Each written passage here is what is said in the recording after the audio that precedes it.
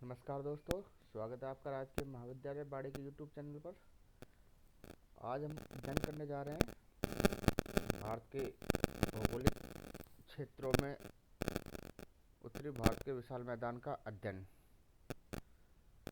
उत्तर भारत के मैदान का निर्माण मुख्यतः सिंधु, गंगा व ब्रह्मपुत्र नदी तथा इनकी सहायक नदियों द्वारा लाए गए अवसादों के निक्षेपण से हुआ है। इन्हें गंगा व ब्रह्मपुत्र का मैदान भी कहते हैं। यह मैदान पश्चिम में सिंधु नदी से लेकर पूर्व में ब्रह्मपुत्र नदी तक फैला हुआ है। यह एक समतल मैदान है तथा इसके उच्चावत में बहुत कम अंतर है। यह मैदान पूर्व से पश्चिम तक लगभग 3200 किलोमीटर लंबा तथा लगभग 150 से 300 किलोमीटर चौड़ा है। इस मैदान की समुद्र तल से लगभग ऊंचाई 50 से 150 मीटर तक है। इस क्षेत्र की उपजाऊ मिट्टी, उपयुक्त जलवायु तथा पर्याप्त जलापूर्ति कृषि कार्य के विकास में बहुत सहायक है। उत्तरी मैदान को उच्चावच व भौतिक लक्षणों के आधार पर 5 महत्वपूर्ण प्रदेशों में विभाजित किया गया है: भाबर, तराई, बांगर, खादर और डेल्टा। भाबर उत्तर भारत में शिवालिक के गिरिपथ प्रदेश में सिंधु नदी से तीस्ता नदी तक के क्षेत्र को भाबर कहा जाता है। यह भूभाग हिमालय नदियों द्वारा लाए गए पत्थर, कंकड़, बजरी आदि के जमाव से बना है।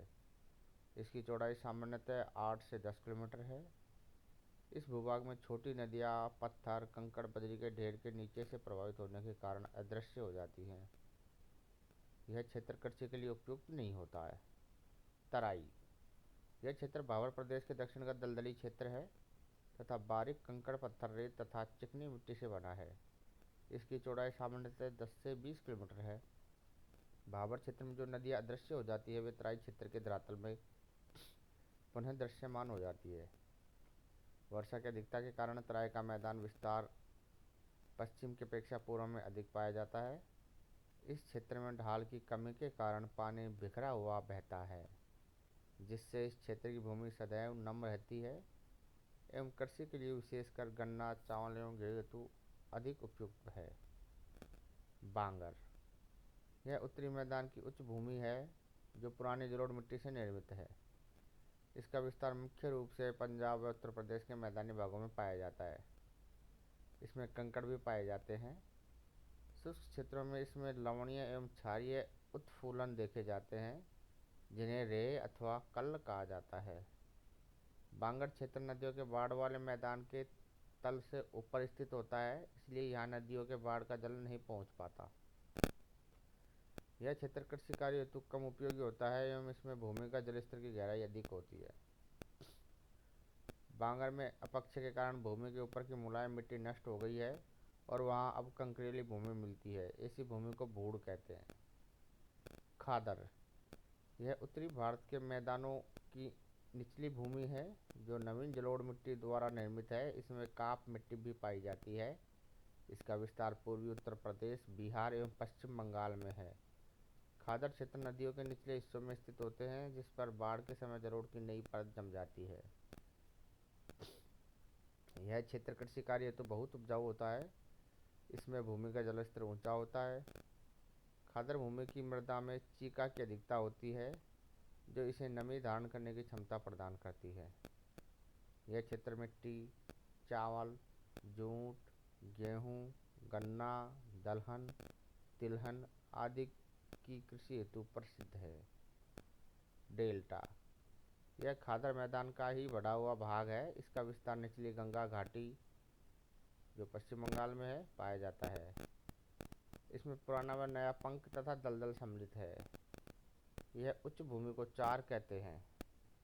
उत्तरी भारत के विशाल मैदान को प्रादेशिक आधार पर मुख्यतः 4 उपवर्गों में विभाजित किया जाता है: पंजाब का मैदान, गंगा का मैदान, राजस्थान का मैदान और ब्रह्मपुत्र का मैदान।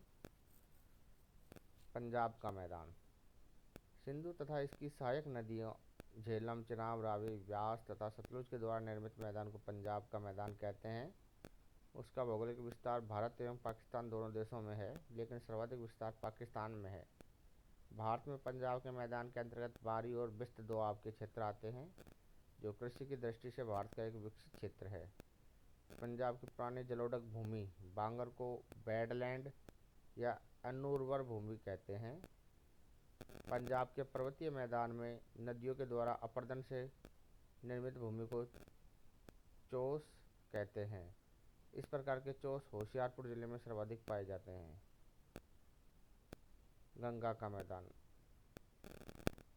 इसका विस्तार उत्तर प्रदेश, बिहार एवं पश्चिम बंगाल तक है। गंगा तथा उसकी सहायक नदियों के द्वारा निर्मित मैदान को मुख्यतः 3 मैदानी प्रदेशों में सीमांकित किया गया है: ऊपरी गंगा का मैदान, मध्य गंगा का मैदान और निम्न गंगा का मैदान। गंगा के मैदान की रचना एक अग्रगर्त में हुई है। जब प्रायद्वीप भूखंड ने हिमालय के दक्षिणी प्रसार को रोका तो हिमालय के उच्च वलयों के समक्ष एक अग्रगर्त निर्मित हो गया, जो धीरे धीरे हिमालय से निकलने वाली नदियों द्वारा लाए गए अवसादों से भर गया, जिससे अंततः गंगा के विशाल मैदान का निर्माण हुआ। गंगा के मैदान में पूर्व से पश्चिम की ओर जाने पर बंगाल की खाड़ी की शाखा के द्वारा होने वाली वर्षा की मात्रा में समुद्र से दूरी बढ़ने के कारण कमी आती जाती है। मध्य गंगा का मैदान बाढ़ से सर्वाधिक प्रभावित क्षेत्र है। मध्य गंगा के मैदान में गोखुर झील अधिक पाई जाती है, क्योंकि इस भाग में नदियाँ विसर्ग के रूप में बहती है। गंगा के मैदान में यत्र तत्र गर्त पाए जाते हैं, जैसे पटना के निकट जल्ला तथा मोकामा के निकट टाल कहते हैं। पश्चिम बंगाल में जल से भरे ऐसे गर्त को बील कहते हैं। जलपाईगुड़ी तथा दार्जिलिंग जिले का पर्वतीय तथा तराई का क्षेत्र द्वार कहलाता है। राजस्थान का मैदान, इसका विस्तार पश्चिम में अरावली पर्वत से लेकर भारत पाकिस्तान की सीमा तक, उत्तर में पंजाब हरियाणा के मैदान तक तथा दक्षिण में गुजरात के मैदान तक है। राजस्थान का मैदान तथा केंद्रीय उच्च भूमि के बीच अरावली पर्वत एक जल विभाजक रेखा का कार्य करता है। 25 सेंटीमीटर समवर्षा रेखा राजस्थान के मैदान में राजस्थान, बांगर और थार मरुस्थल की विभाजक रेखा है। राजस्थान बांगर की उर्वर भूमि को रोही कहते हैं। राजस्थान के मैदान में थार मरुस्थल खनिज तेल, जिप्सम और नमक के भंडार की दृष्टि से भारत का एक महत्वपूर्ण क्षेत्र है। यहाँ कृषि हेतु जल संसाधन के लिए इंदिरा गांधी नहर का विकास किया गया है। राजस्थान के मैदान में सांबर झील भारत की सबसे बड़ी अंतः स्थलीय खारे पानी की झील है तथा लूनी इस मैदान की एक प्रमुख नदी है। इस क्षेत्र में पहाड़ियों से घिरे अभिकेंद्रीय प्रवाह वाले विस्तृत समतल गर्त को बालसन कहते हैं। चौरस तथा प्रवाहित द्रोणी वाली छोटी झीलों को प्लाया कहते हैं। सांबर झील बालसन का अच्छा उदाहरण है। डीडवाना, कुचामन, सारगोल तथा अन्य झीलें प्लाया के उदाहरण हैं।